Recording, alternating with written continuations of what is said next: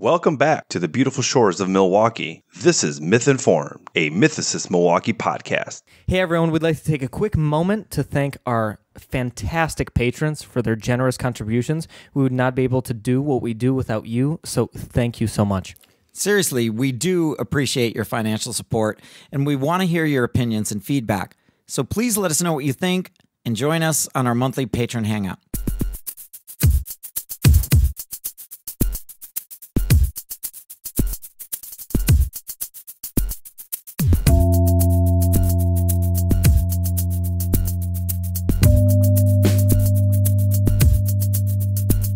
Welcome to Myth Informed with your host. I'm Brian Edward and Sean Frasick.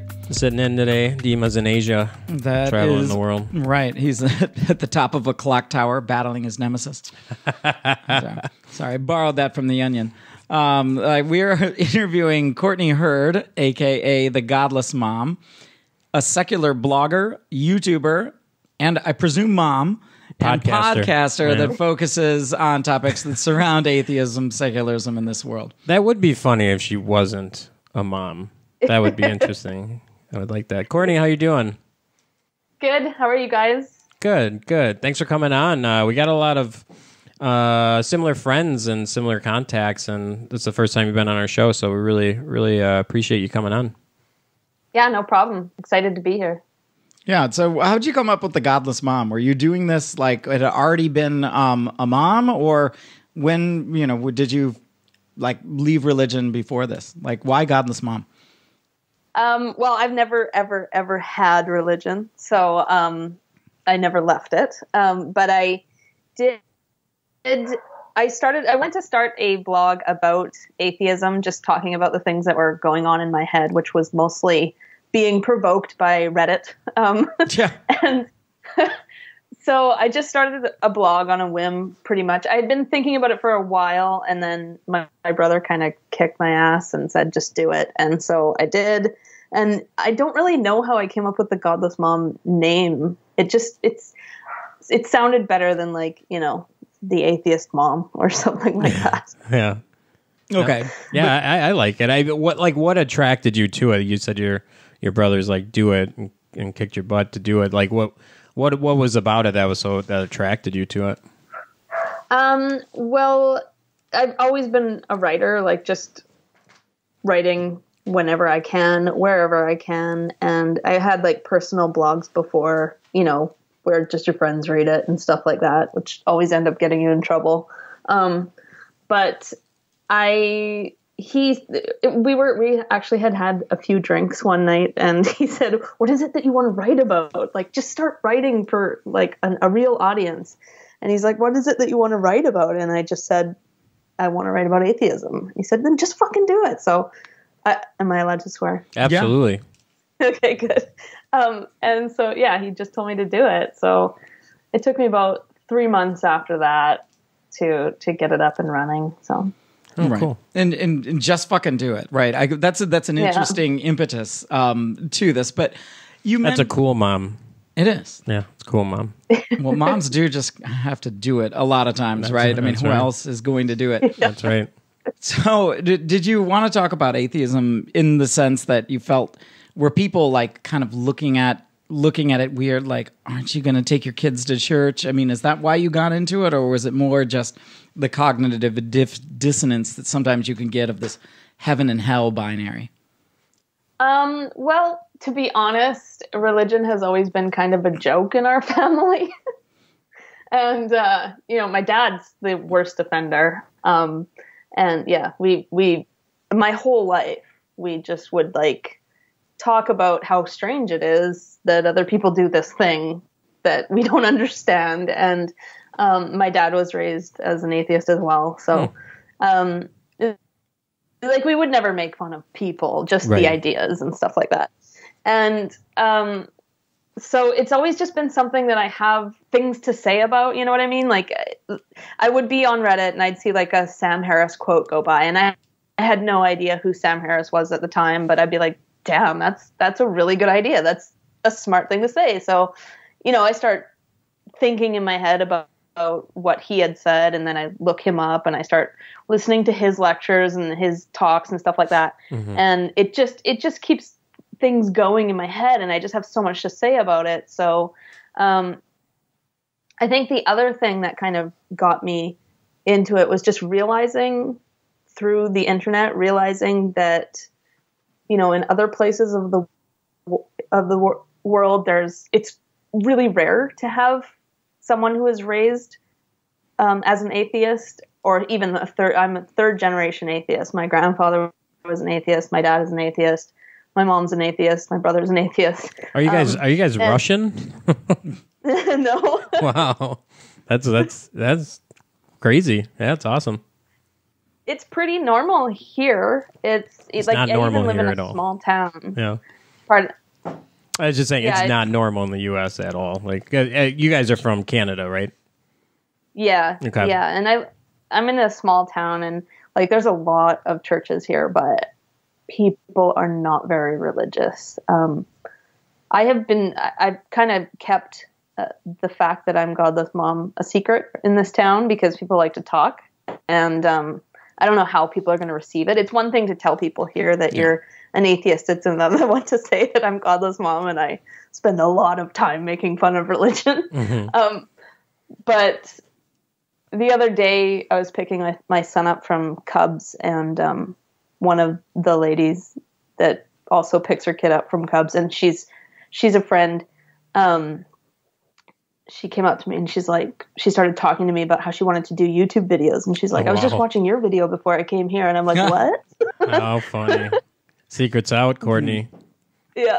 That's funny. Well, what I noticed from your work is you're not actually making fun of religion. Like, you actually do bring up some great points. You actually put a lot of time into researching your articles that you write and a lot of the pieces that you create. And that's good. I mean, there should be more critical thinking along those lines. Whether you're religious or not, I think. Yeah. Yeah. Sorry, I just got a text. What did you say? Oh no, I was just saying. Oh, that's funny. That's like Brian's move right there. No, yeah, I'm just saying, like, your pieces are very researched, and you're not necessarily going out, because I've known the atheists that go out and just make fun of religion. You're not the angry atheist. Exactly. You're not the angry atheist. The atheist with the chip on your shoulder that is lashing out. Yeah. Yeah. I've never been like, I feel like there's a lot of people who feel like they've been duped by religion, and so they have that bitterness. But I guess because I never had the religion, I don't feel that way. And I don't feel like I'm being oppressed in any way as an atheist. Right.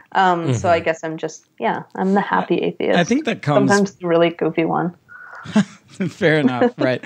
I think that comes from being invested. Like, the more you've invested, your life, and then if you come out, then you can be embittered, right? That would only make sense, especially if you were spending, 40 hours a week evangelizing or something like that. That can feel like it took it out of you. I always talk about, like, Leah Remini and Ron Miscavige. When they left, I mean, Ron was in for 42 years in Scientology, and when you leave, it's like, man, you realize you start seeing the actual truth, not the stuff that they've been spoon feeding you. And I can totally see how people can get angry and upset and, be reactionary. Oh, for sure. Sure. Like, one of the things, we started in the atheist world as well. Like, we started almost 5 years ago now. Brian's crazy. When we first started, it was kind of like a new thing where it's like, oh, let's go out, let's do these things, let's talk about these topics and stuff. It still seemed kind of fresh and relevant, and lately what we're seeing in the atheist world, the secular world in the West, in the U.S. and U.K. and things like that, is it's kind of lost its interest in a sense, based on what we're seeing. We're seeing some other things like identity politics or social justice or all these other things that have kind of come out. And I know you knew about kind of what happened with MythCon, and we just missed crossing paths on the David Smalley show last week. But I know you had some thoughts there. So, like, where do you think that is right now? Like, what's going on in this community that that attracted all of us?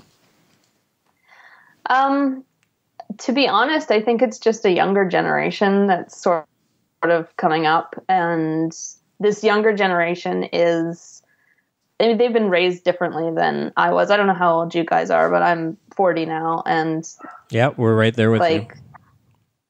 Yeah, I mean, I was raised as like what they call a free range kid now, which is sad that you even have a word for it. But I was allowed to walk to school, ride my bike wherever I want. There was no such thing as a play date. I didn't have hand sanitizer in my backpack. Like I was allowed to roam the streets and experience real life, and I was exposed to crappy things, and my parents explained them to me, and they were there to support me through it, but I still, I wasn't sheltered, basically. And I think that a lot of kids growing up nowadays are really sheltered. They come from sheltered childhoods, and now they're just now being exposed to these ideas in this real world, and it's upsetting to them, and I can't really blame them, but it's starting to affect everybody else's stuff.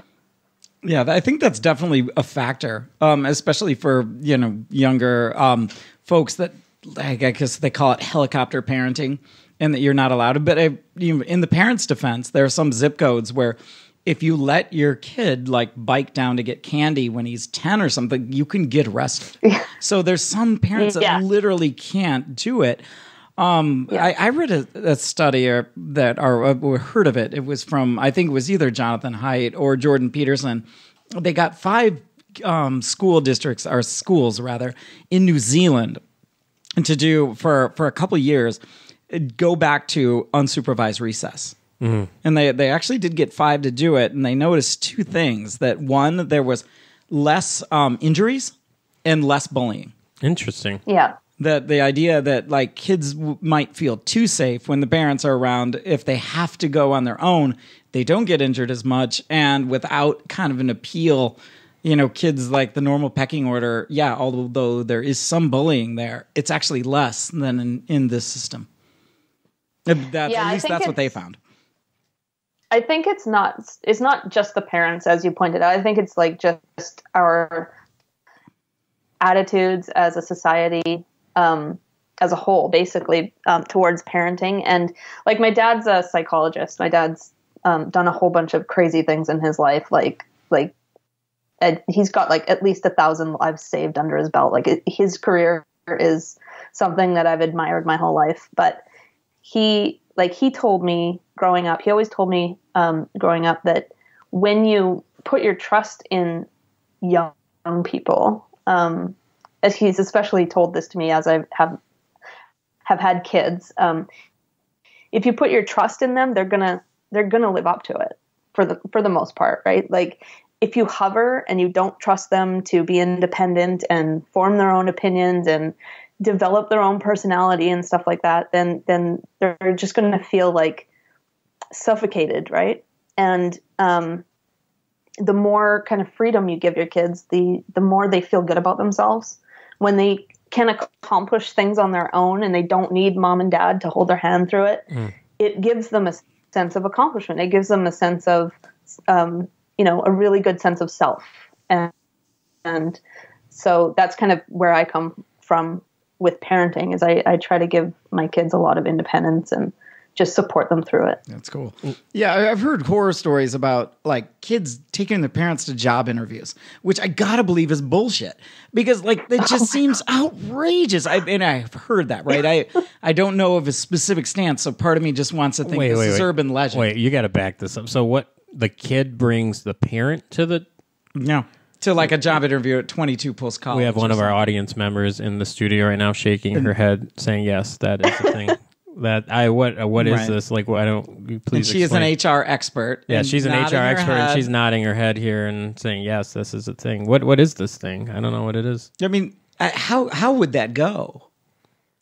I don't know. That is crazy. If my kid ever asked me that, I'd be like, that's bizarre. No. That's bizarre. I know. I just, it's that point of not wanting to leave the nest, and I'm not a scientist, but I got to believe that there's something in those formative years to where you can, the more and more you can kind of work out your own problems as a teen, as a preteen, as a adolescent. you're going to be better at as an adult. Yeah, I think that's part of it in the atheist world, as far as, protecting the younger people, these safe spaces, and all of these other things that are kind of popping up. What you can and can't say in like the public sphere. And yeah, our childhood was way different. Like, we actually just had someone else on, a couple YouTubers, Base Mama and Sister Danger, and we got on this subject somehow. Like when I was growing up, a lot of our families, a lot of the kids I knew was single mothers. I had a single mother. Like, we really had to, we had to do our own laundry. We had to help out. We had to do all these different things. We went around the neighborhood and shoveled for money, and like just things like that, like shovel people's yards and stuff, and whatever in the winter. Mm-hmm. And we're really self-sufficient. And yeah, I do see some of that is changing. And atheism is just like any other community, where the more type of person you get is going to affect that no matter what. But the other thing that I find just is just extremely bizarre. When we first started this, I was always under the impression that, we're trying to make change, we're trying to do something, we're trying to make something seem normal that isn't normal by having fun, by doing different things, and bringing different people to it. But the social justice thing that I'm seeing is really bizarre to me, because when I hear social justice, I think that's a good thing. I think this is something we should all be doing. And, one of the things you did, and I'd love to hear the story of the Free Mubarak initiative that you had. That's social justice. That's somebody, seeing something wrong in society, working their ass off to make a change, not going on Twitter, just, spamming people and calling them all kinds of names, but actually, doing the work and, really helping change somebody's life. Can you tell us about that campaign with Mubarak and like kind of how that whole started and how it ended? Yeah, it was, I'd only talked to him like once or twice before, but he messaged me one night. I remember it was a Sunday night and I was really tired. I was going to go to bed. And then he messaged me, he DM'd me on Twitter, and he said that he'd been locked up in a hospital. And his father had beaten him and drugged him to get him into the hospital. All because he said he was an atheist. And where was this again? So Nigeria? Yeah, Nigeria. It's in Kano, which is the northern part of Nigeria, which is like dominated by Boko Haram and stuff like that. And apparently his dad is like connected to them in some way. And so yeah, he said he was an atheist. His dad didn't react well, and he ended up in a hospital, and his mom had some sympathy for him, so she left him her phone. So he was able to get in contact with me, and then he was also able to get in contact with a couple of other people. But there was only one other person who really got involved at that point, and that was a friend of mine who I trusted. And he said that he'd been talking to this guy, Mubarak, for a long time, and he knew what he was going through. He'd been trying to tell him not to tell his dad that he's an atheist, etc. And so, yeah, him and I decided that we're going to start a campaign. We collected some email addresses, and like a couple hundred. We just put the tweet out saying, if you want to help, like there's an atheist in danger. If you want to help out, give me your email address. So we collected a few. And then it's time to launch the campaign. We emailed them all and said, here's what you tweet. Here's who you tweet to.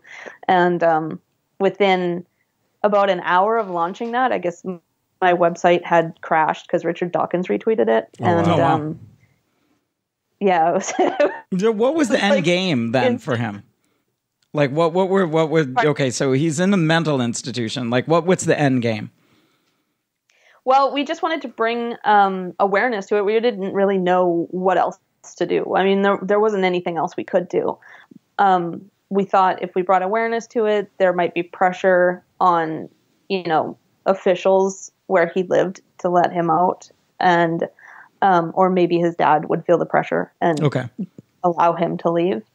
But what it did do is it caught the attention of the International Humanist Ethical Union, and they had people on the ground in Nigeria to verify the story. They had a lawyer get involved, and ultimately through a whole bunch of just being really loud. We got on like the BBC, we were on Vice, we were on Guardian, Independent, all these huge places. And eventually the hospital went on strike and Mubarak was released, but his dad was going to get him committed to another hospital, but decided not to because he didn't want to deal with the press stuff. So, wow. Yeah. Was there any chance that his dad was trying to do him a favor in so much that, if Boko Haram catches you saying that, they might just immediately move to execute you? Potentially, but, he didn't have to beat him. Right. No, that's true.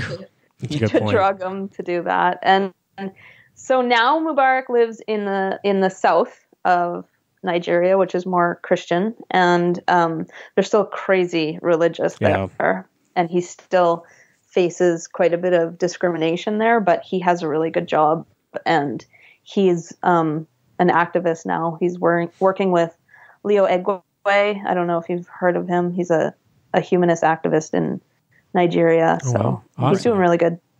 That's awesome. Yeah, that's what that's the idea. That's real activism. Yeah. Whereas, like, it's real social justice. It seems like some of what the online keyboard warriors are slut shaming me.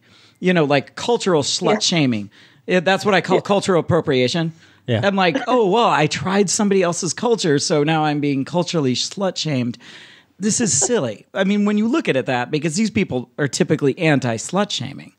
But as soon as you get out of your culture and try something else and tweet about it or something, or dare you set up a business that deals with this, now you're going to be in trouble. And to me, this is the worst kind of activism. Yeah, exactly. And it just all, with their ad hominem attacks, their baseless accusations of everyone's a Nazi and a white supremacist and a rape apologist, that doesn't do any good for the real people that, it takes the power away from those words, It just, when I call Brian a racist, I know he's not a racist. Then you have to come up with a different word for the actual racist. So it's just mind-boggling, and it's unfortunate. And there's a lot of energy that goes into it that could be going into good, campaigns such as this. So kudos to you on that, and that's awesome. And I saw that story, and it touched me, and that's not an easy thing to do. It takes a lot of your time, and it's a lot of strategizing and communicating and stuff. So, kudos for that. Yeah. You had another video that I listened to with interest. You said, "What's more important, atheism or secularism?" And I peeked through the comments because you asked, I want to hear what you had to say. So I peeked through the comments, and almost everybody there said secularism. And I think that's what you said in the video, and the idea there, defining it being secularism, being I don't want religion in my government. Atheism is, obviously you don't want religion at all. And I tend to agree too. Mm-hmm. And I think that's a little bit why we're divided in the community right now, the atheism community, because atheism is not that thing that you can circle around so much. Secularism is, and I think that we are. Yeah. But then, we got a lot of support from secular religious people that were saying we like what you're doing. But then, others, it seems like the other side is more interested in social justice than it is atheism, and then. The shitlord side, if you will, is more interested in threats to liberty than they are. And they guess they see them more coming from social justice activists than they do the religious right now. That's the way I see it. And that's why I see that there's a clear divide, and atheism by itself is just not, it's, you just don't know that it's not a clear area anymore like it used to be. It's we knew what we were fighting for. But it kind of seems like new atheism has done such a great job that the fight is kind of almost over, to the point where it's we're not fighting the same amount of oppression that we used to see in this country from the religious right. Obviously, other countries can still use the support, but just in the West in general, it's not as big of a threat, I think. Right. Well, some people want to watch a baseball game and some people want to watch a football game, and you can't have both, right? Yeah. What do you think, Courtney? Yeah. Yeah, I think that atheism is not a unifying thing because we're all so different, right? The only thing we have in common is that we don't believe in God, and that's it. And there are some of us who think that there should be no religion, and there's others who don't care if there's religion. They don't, they really don't care. And I think that's part of the problem too. It's just that everybody has their own focus on other things, and you can't really focus on being an atheist, right? Like, well, at least in the West. If we were in Bangladesh, I imagine that would be hugely binding. Yeah. You know, well, like everybody there is in danger. Like Harrison in Kenya. Yeah. Like he still has a clear, this is what I want to do. I want to get separation of church and state. I want to, you know, take the stigma away from this atheist group. But, you know, but yeah, in the West, it's again, you know, we've made so much progress. Yeah, I think when life gets good, you start to find little things to worry about, you know? And that's basically First world what's going on, is that we have a really good life here.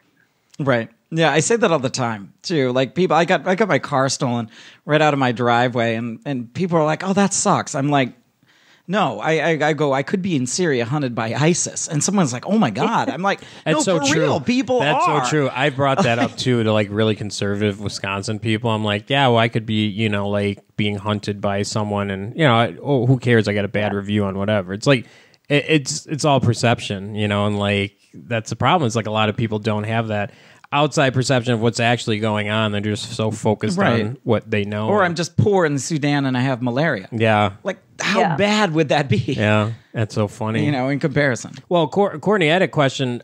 So you do the Common Heathens podcast? Yeah. Sorry, I don't have it in front of me. I apologize. That was straight from memory. The Common Heathens podcast with Mr. Oz. You guys co-host it.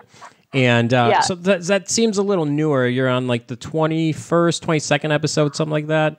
Am I right? 21, yeah. Okay, 21. Yeah, so it's newer. So like how did that start? And like what are some of the topics that you guys are touching on? Because, you know, based on what we're talking about, that's one of our like struggles right now is, you know, you start in this world and obviously we were transitioning, we have to transition, but where do you transition to? And there's always a big conversation over that. Do you guys like have a strategy or, you know, how does that work? Well, no, we don't have a strategy. To be honest, we are both fairly lazy about it. It's difficult. It's very difficult because he has, he lives in Melbourne and I live in, Western Canada. And the time difference is just, it's so hard to just find a minute to do it. And so, we just decided that we're just going to have fun with it and we're not going to put any pressure on ourselves for it.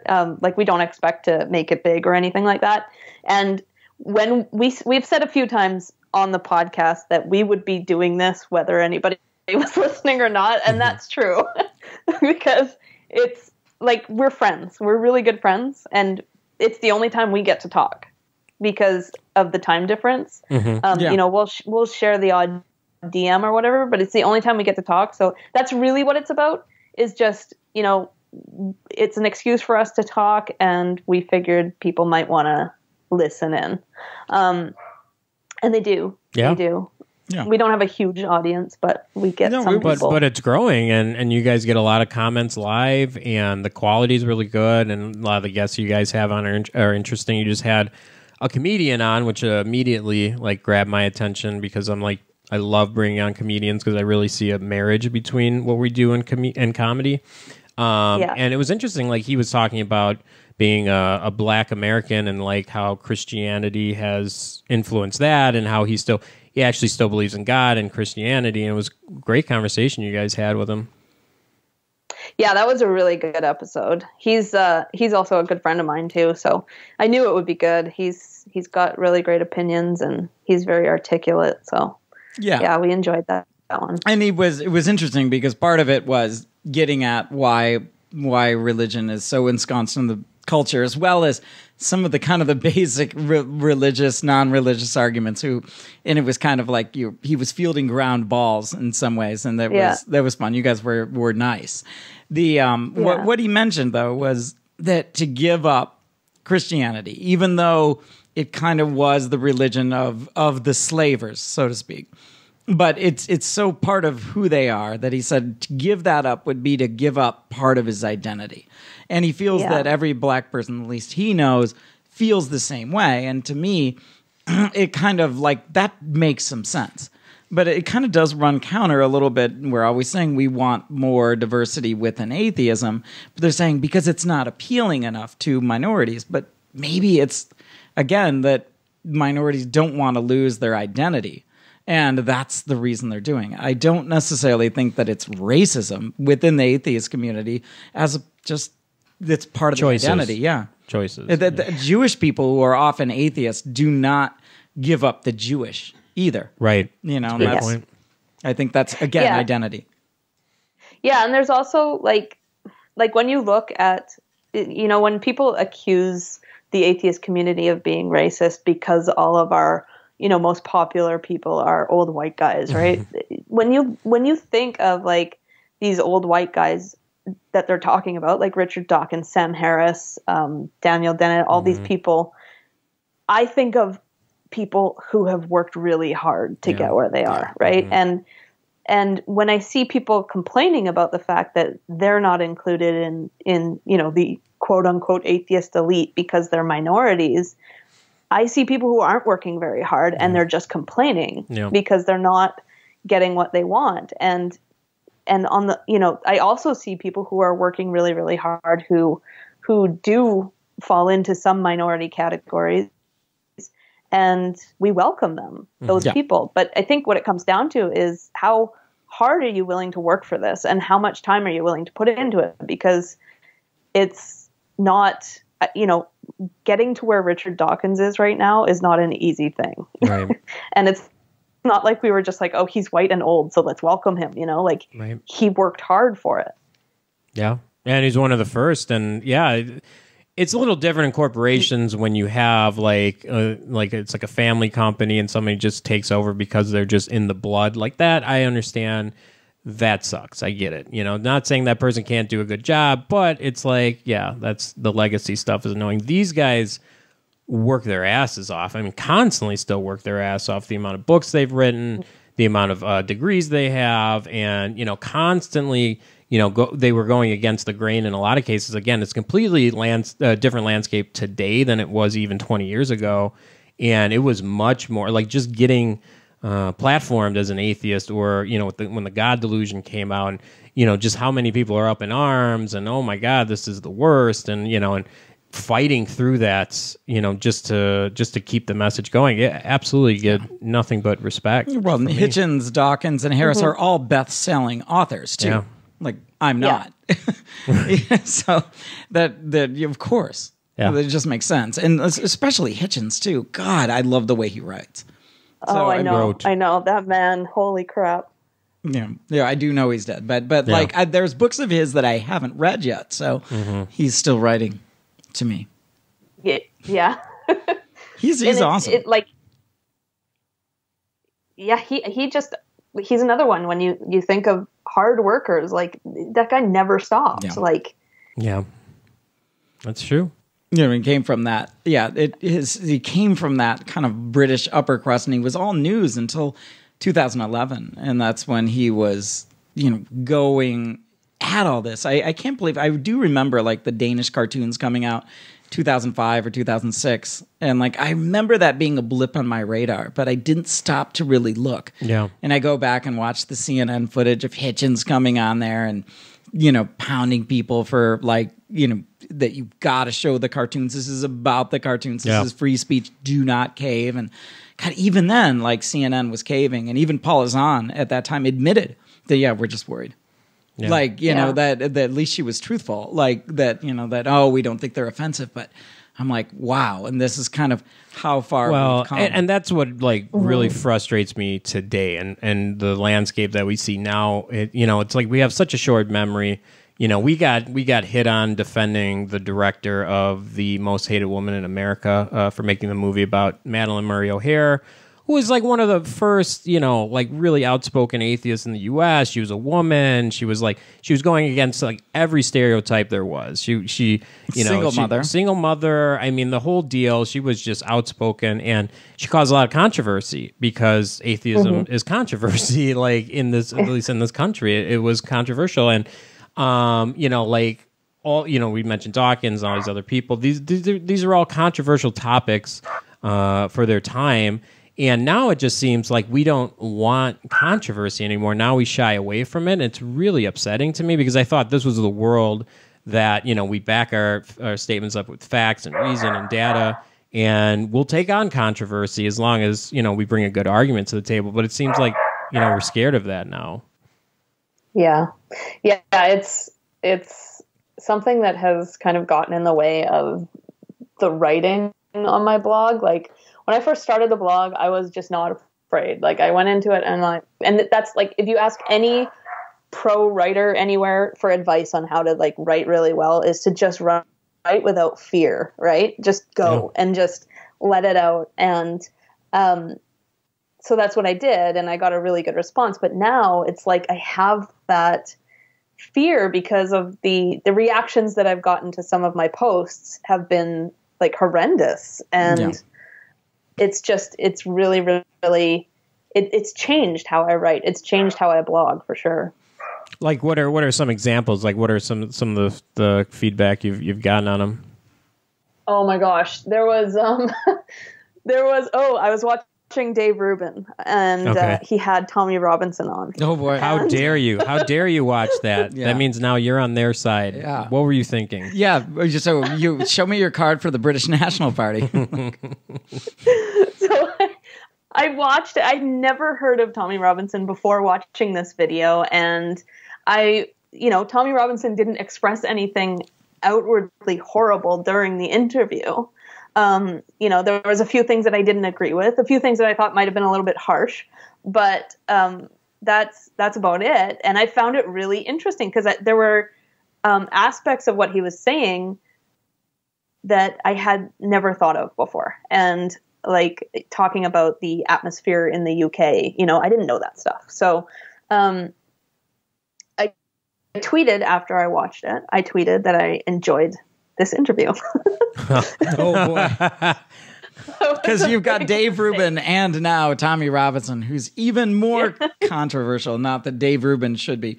I get why Tommy is, but what's Tommy's thing for the audience? So Tommy Robinson was the former leader of the EDL, which is the English Defense League. Mm-hmm. This was kind of like, some like rabble-rousers. They said they were white supremacists, but they were mostly just kind of British nationalists that said, we want British culture. What Tommy would do is sometimes he'd go into Luton, which is like, I think, an eastern suburb of London, which is heavily Islamic, and go down and almost like kind of troll. Burn the Quran and shit. No, like he that? wouldn't do that. But everyone knew who he was because the EDL. So he would go in there to like film showing people in burqas, but then there'd always be somebody that, like he was filming in this documentary, I saw, and somebody reached in and just slapped him in the face. So now right into the car. So now Courtney's his biggest fan. So what happened after that? But then what happened was Majid Nawaz, he met up with this guy named Mo Anzar, who is kind of an Islamic apologist. Turns out Mo was kind of a fraud, but Majid Nawaz got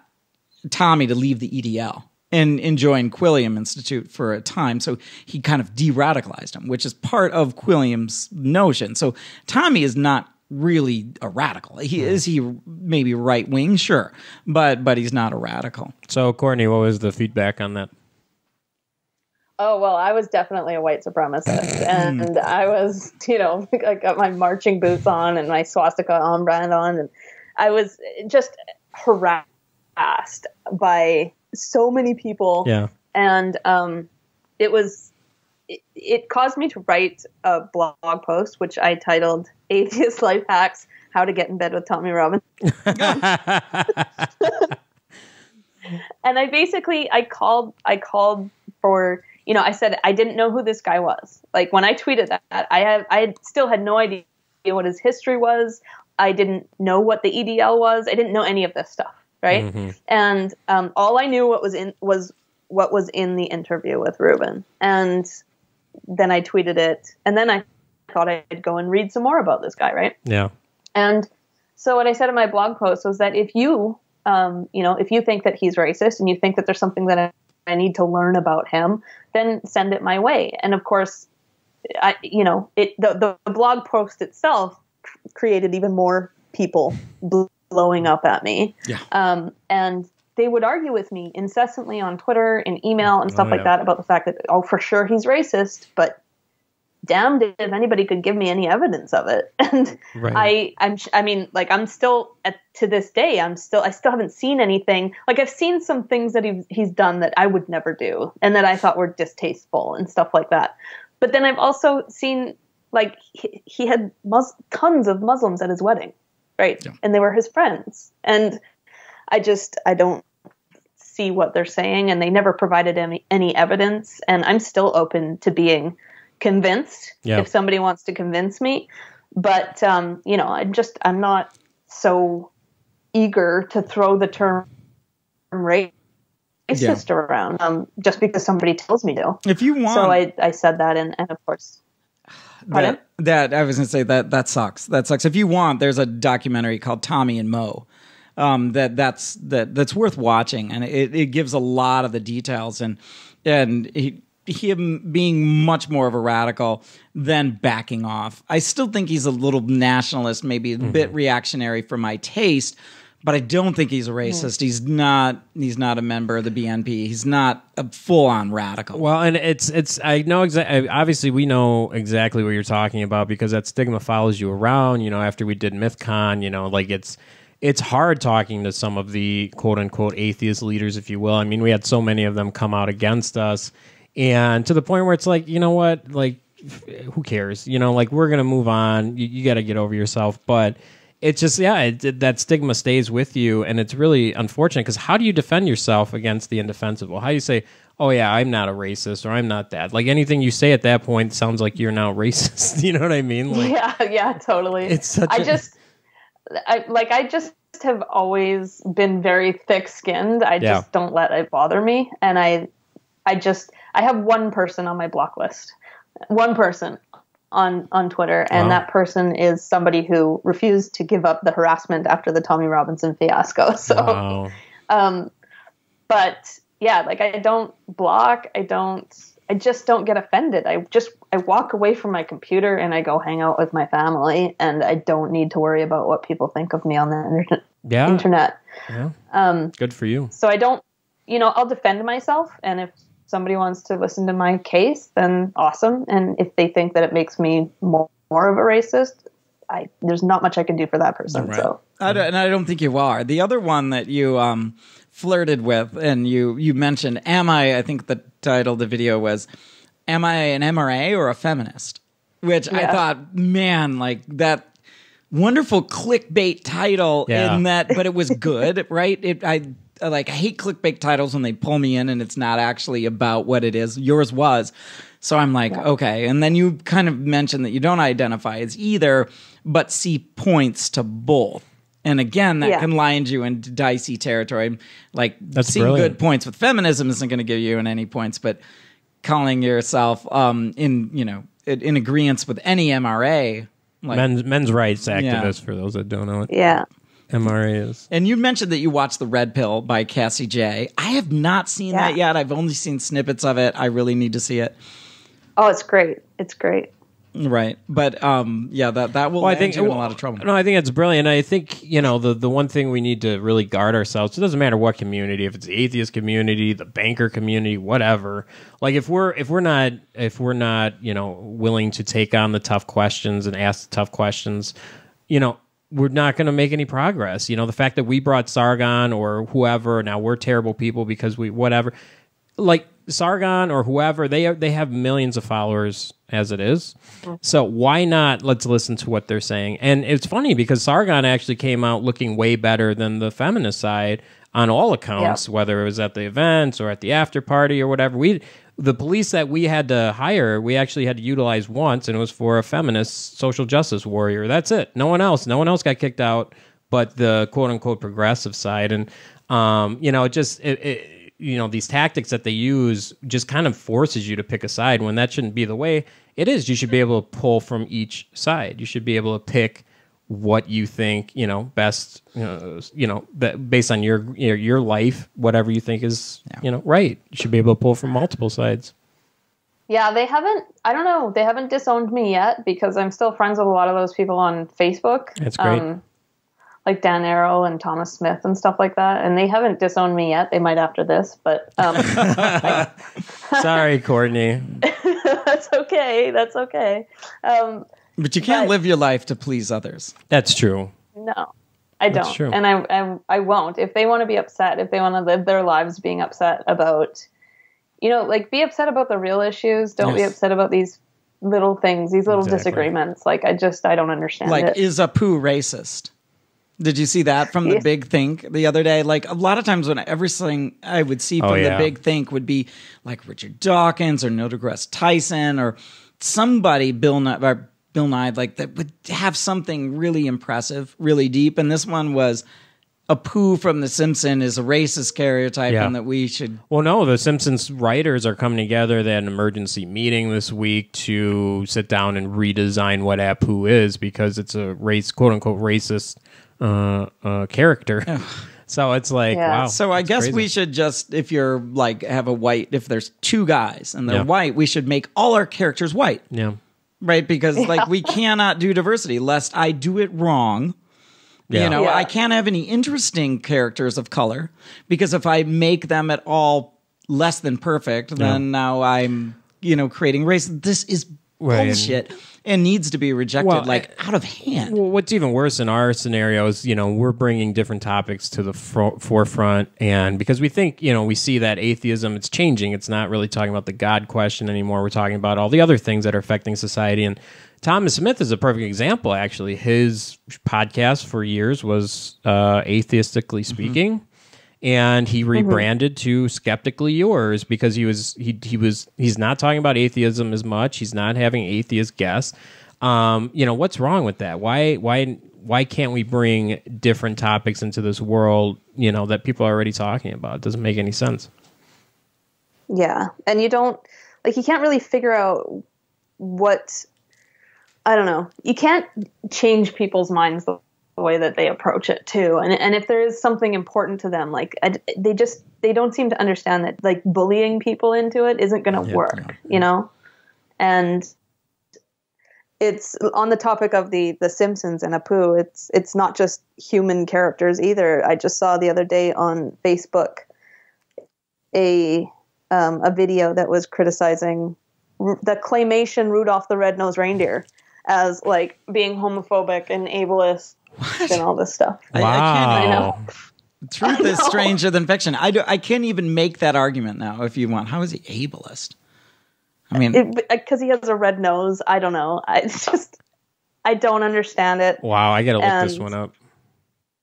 Is red a straight thing now?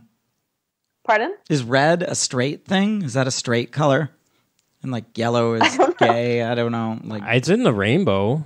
I don't know. Right?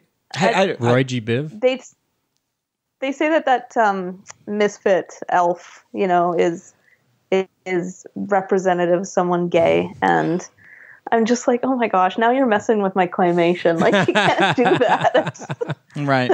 Yeah. Well, it's so funny. It's like it's only a matter of time because South Park has so many ridiculous characters, like just way over the top, on purpose, controversial. For the sake of controversy. It's I wonder if it's Comedy Central's ever going to get to the point where it's like, we can't do this anymore. I think people will go crazy. I go crazy.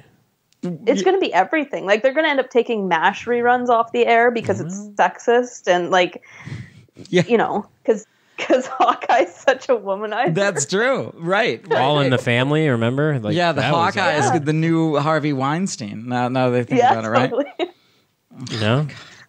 No. Although they do kind of like play him as like a good lover, though, I think. Yeah. Like he is charming, but he does. He's heavy on the pursuit. Oh, Armored Skeptic had a great video today that I caught. It was on the male libido. And he was talking about all the different sexual assault scandals that are going on in Hollywood right now, and he was reading this article. I forgot which that was publication. From the New York Times. It was the Times where they were saying it was like all men, they have to essentially, like cut off their it was an op-ed penis before this is going to get better. It was a male feminist, right? And he made a great point. Origin. Yeah, they said Origin castrated himself because he saw the same problem century, like 1700 years ago. Yeah, what was brilliant. This is a point I've been making too. It's like. The essentially the article is saying this is just normal for men is to like essentially assault and rape women.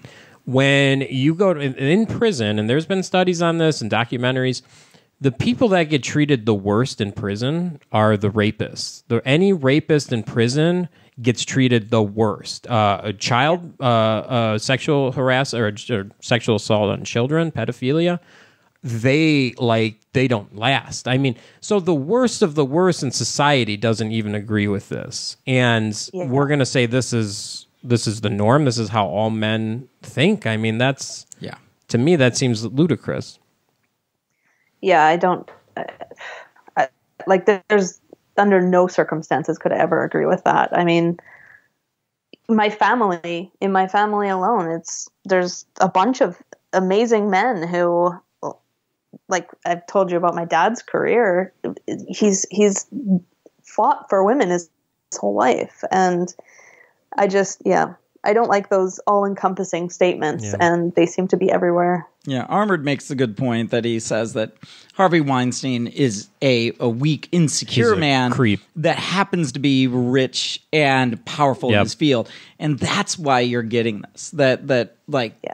Alpha men or confident men do not behave like this. I mean, he plays this recording where he's pushing on this girl who's like desperate to leave, and he's like, please come in, please. It's just, it's so pathetic as well as creepy and disgusting at the same time.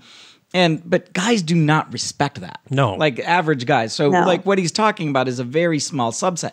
If we're talking about the toxic part of that subset, sure, you're going to have broad agreement from men on that too. And Hollywood does need to change. I mean, we talked to a lot of entertainers in the business that there are certain things that are gross that happens. Yeah.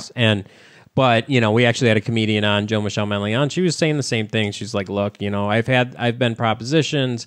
I've never went through with it because I can live with myself, and I see the woman on the billboard that did, and all of a sudden she's way more popular and things of that nature. But she made a great point and says, look, it's not just Hollywood. There's many industries where the people at the top are just creeps, and they take advantage of people, and that could be male or female. In a lot of cases, it's male, unfortunately. And it's just something I think we need to change as society and talk about, To be honest, I really don't buy that it's mostly men. Like, I need to see evidence of that. And I don't think that that's something that we could ever have sufficient evidence of, because so many people don't come forward. So many people don't tell their stories. And sadly, a lot of male victims of rape and assault don't come forward because there's, a greater stigma attached to that for men, I think. That's a good point. Yeah. They feel like, that they've lost their manhood or whatever. Yeah.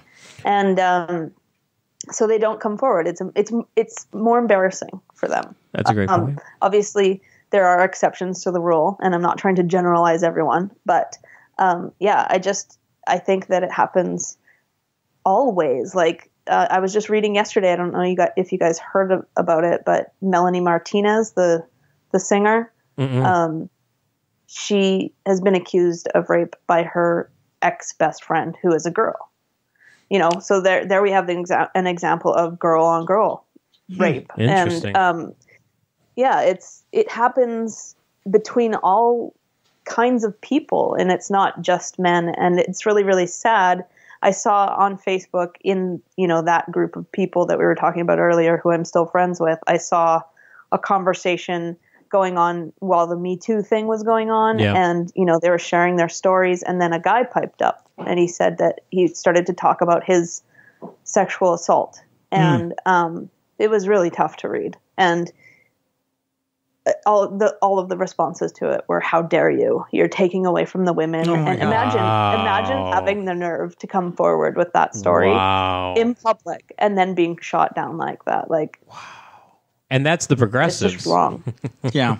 Those are the progressives that are trying to get away from gender normative roles, right? Well, every day, I see their conversations on Facebook, and every day they're eating one of their own. Every day. That's insane. There's not going to be many of them left soon. That's insane. Yeah, and that's I was thinking about that too as a male in those situations. Like, if a woman's coming on to you or whatever, and like you don't like it, but like, what are you gonna, that's supposed to be your thing. Like, you're supposed to like that. So like, who do you report that to? And it's interesting, the Mariah Carey thing got kind of pushed under the rug, where she was assault or harassing like her bodyguards, walking around naked, doing different things to the bodyguards, and no one talks about that one. That was reported. That so it's like, yeah, there's like I guess there's a different expectation for guys, and it's weird, and it's interesting to hear the progressive side of this world would shun someone like that. That's amazing to me.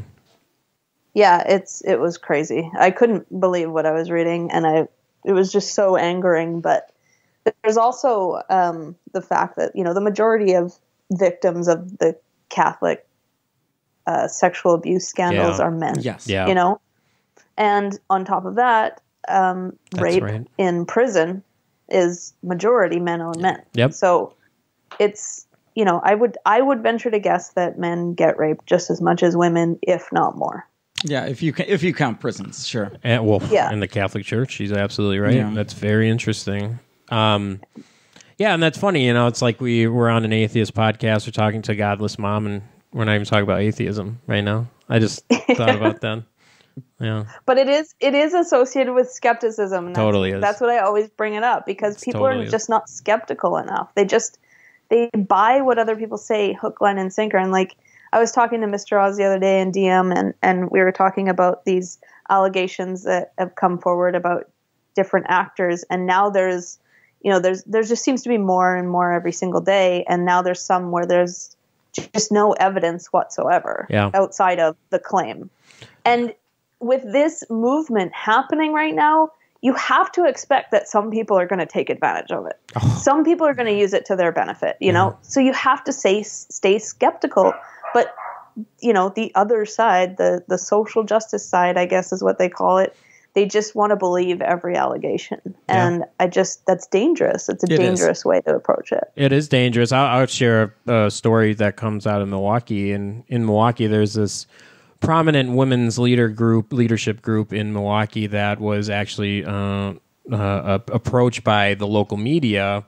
And the local media is kind of, they see that this is making big news and a lot of interest in it, and they're poking at this group to ask them, because these are all women that are in leadership positions in different industries in the city, and they're asking for specific examples and to poll the group of women, and like how many times they've been sexually harassed or whatever. And a lot of the women actually, to their credit, came out and said, look, we don't feel comfortable with this, because it's like, if I don't say I have been, then it seems like, like I'm not a part of the group anymore, or it's like they're kind of being guilted into it, or something did happen where it's like they didn't report it because it wasn't a big deal, and now they have to talk about something that didn't affect them. They feel pressured. So it's an interesting dynamic. Now, obviously, you have a lot of cases where people have crossed the line and they have done terrible things, and those stories should be heard. But the more of these stories that people are just trying to get their 15 minutes of fame or stir up some shit, like that kind of takes the wind out of the sails of the ones that we should be focused on. So it's a really, really challenging scenario.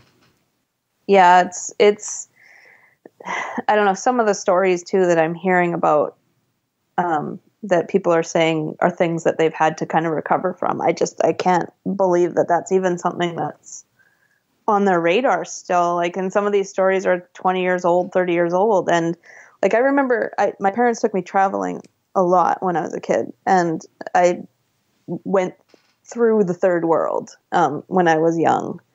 And I mean, I've experienced a lot of what other people would define as sexual harassment, a lot of it, especially when you're a blonde kid traveling through Indonesia and stuff like that. But when I was 15, for instance, in Bali, I had this bartender asking me to go to his apartment with him and have jiggy jig. Okay. Whatever that is. It could be a drink, I suppose, but it might not be. It could be an action. We knew what it was. Oh, okay. But I mean, the next day I'm walking around Bali in the, I don't know what it's called, the town area. And I was 15. The bazaar. Okay. Yeah. And you see like these little kids in tattered clothes trying to sell you like these little braided bracelets that they've just made. And like they're visibly hungry. And it's like, you know, so some guy made some lewd comment to me last night. I'm really going to carry that around with me for the rest of my life and worry about that. Like it's just, you know, you got to keep things in perspective, and just like some people are going to always be jerks, and there's nothing that we can do about that. Like there's just no amount of social justice warrioring is going to stop people from being jerks. Yeah. You got to just, sometimes you got to just say, okay, this is someone I need to stay away from, and move on. Right. And like how to protect yourself. But it seems like we're not allowed to talk about that lest you're a rape apologist if you tell, you know, women defense strategies. I mean, my favorite was a woman that I know that she said, like, this guy was hitting on her all night at some party. They end up alone together, and she feels really uncomfortable, like he might really push this. So instead of, like, you know, screaming she said, oh, now you're interested in me. You were hitting on Lisa all night and blah, blah, blah, and just turns into this, like, nagging, almost like, oh, now you want my attention. And then he, like, disappears. He's like, oh, God, and then just leaves. And I thought, how brilliant is that? Like, what a wonderful defense strategy. And you avoided the problem, because I would much rather prevent rape than to kind of get the correct justice for rape. And it seems like strategies like that, as well as having kind of like consent talks that are bigendered and not only focusing on one gender, that's the way to actually reduce it. Yes, because I've seen so many women treat men the same way. Like, I have a friend who she's spent her entire life, she's the same age as me, she spent her entire life moving across country for guys who are not interested in her. And she like shows up at their house. And she's not, you know, she was my friend. She's not so much my friend anymore because she's like a total whack job. But didn't wear the diaper though, right? Pardon? Okay. Like, remember the astronaut girl that wore the diaper? Sorry.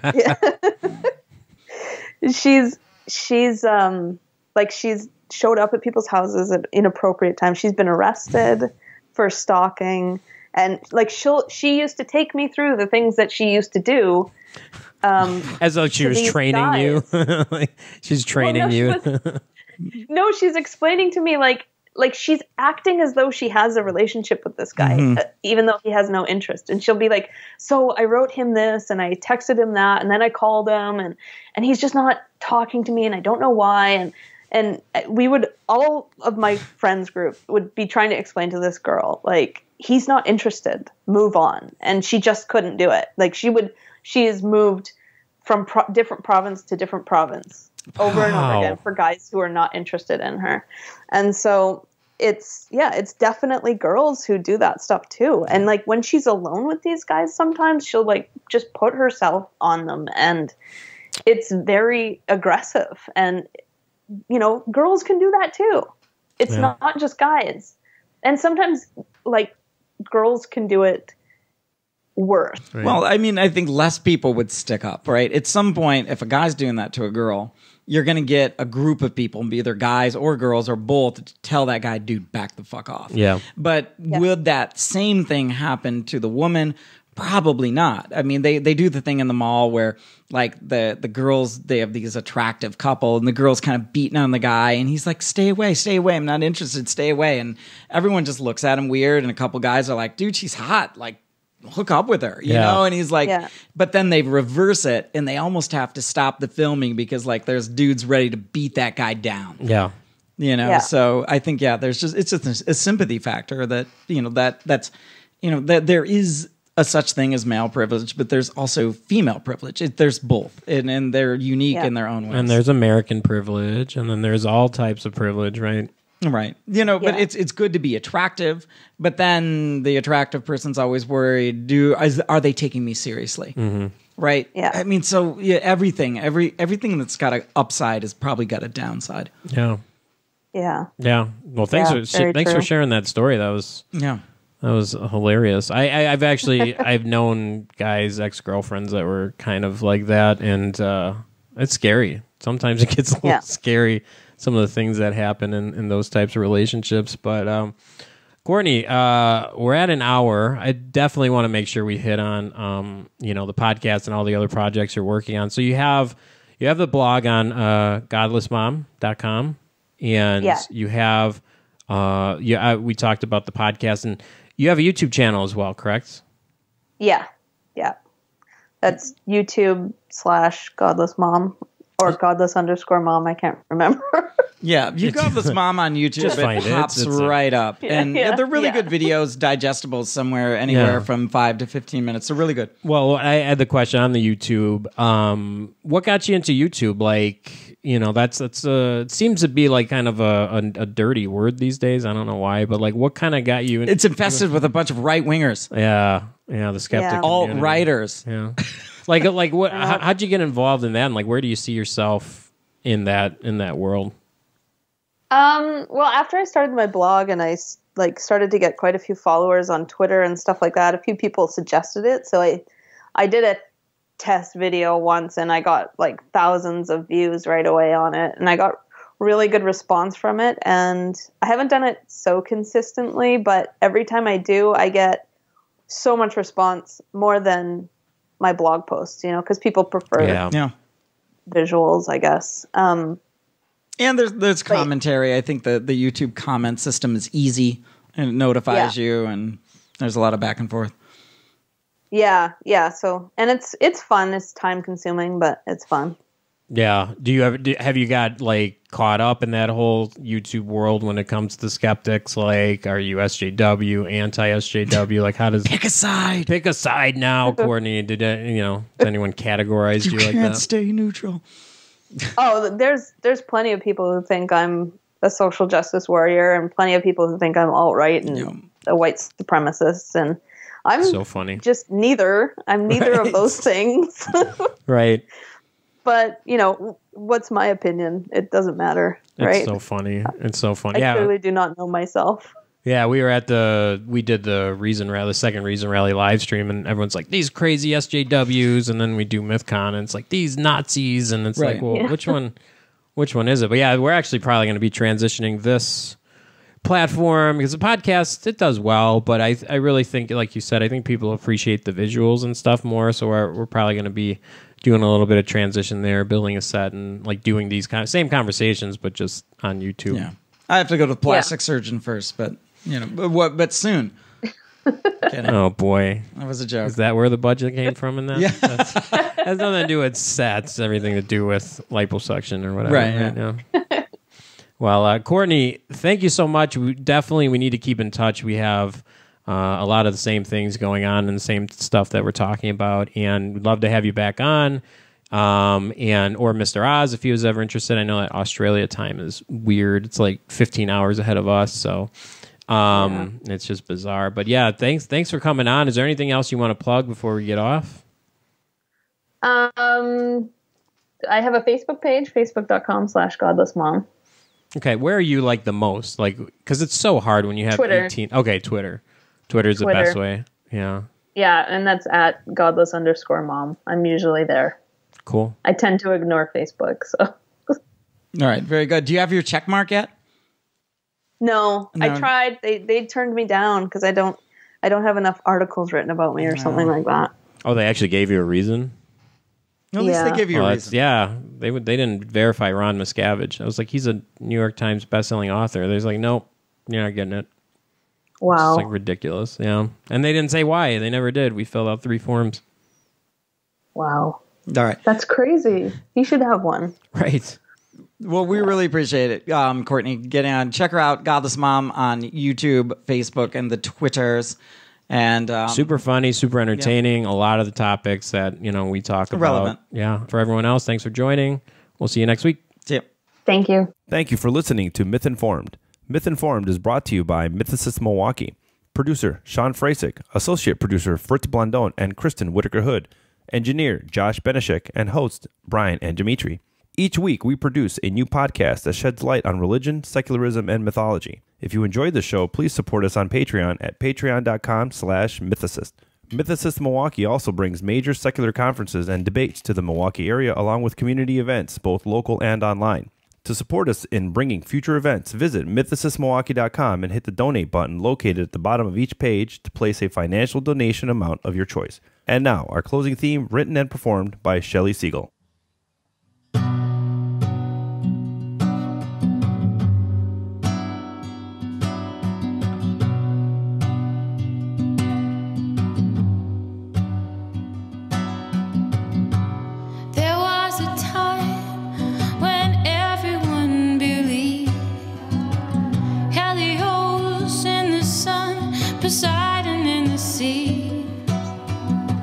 Athena's wisdom and beauty, and Hades underneath.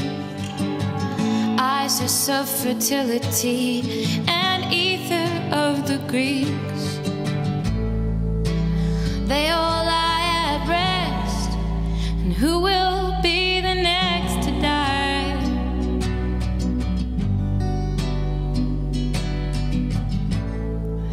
You know they are all myths, and who will be the next to die?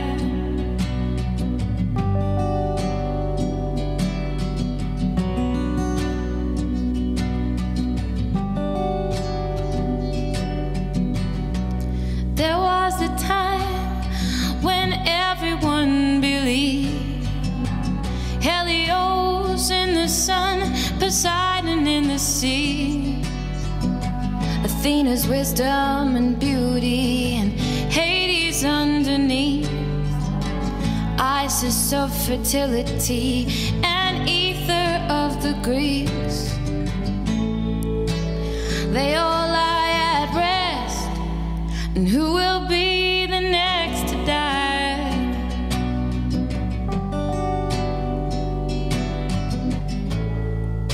You know they are